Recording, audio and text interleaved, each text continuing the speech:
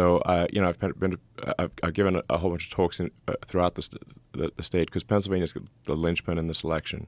Whoever wins Pennsylvania wins the election. So, I've been giving talks. And I spent 3 years in Pennsylvania. I went to college in Philadelphia. So, so it's not like I'm not a total stranger to the state. I spent 3 years there, and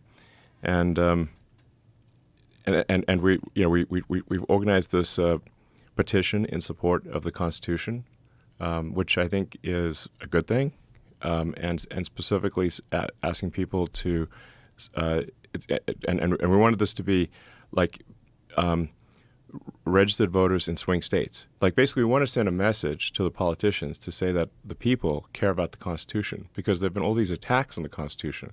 They've been, especially on the Democrat side, they've been repeatedly saying that the First Amendment is an obstacle. And they're claiming, the First Amendment is enabling disinformation, misinformation. And I'm like, there's a reason for the First Amendment. Like freedom of speech, the reason the founders of the country put the freedom of speech there is because they came from countries where if you spoke your mind, you would get shot or imprisoned. That's why the First Amendment exists. And the Second Amendment is there to stop the tyranny of government. The Second Amendment, the right to bear arms, is there to protect freedom of speech. And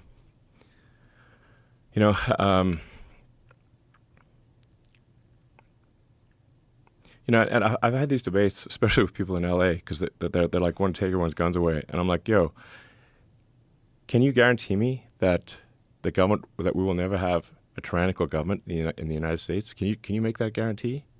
They're like, well, nobody can make that guarantee. I'm like, then we need to keep our guns, because that's what's going to stop it.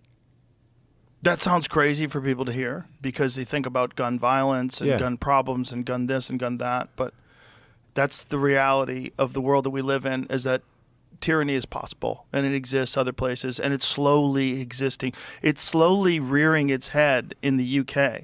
You're seeing, I think the number of people that have been arrested for just social media posts is bananas. It's in the thousands. Yes, several thousand people have been given prison sentences in the UK for social media posts where there was no explicit link to actual violence, but they just said it encouraged violence. I'm like, well, did anyone actually do anything as a result of that media post? Well, no, but they just and then they have a prison overcrowding situation in the UK, so they're quite literally releasing convicted pedophiles and putting people in jail for Facebook posts.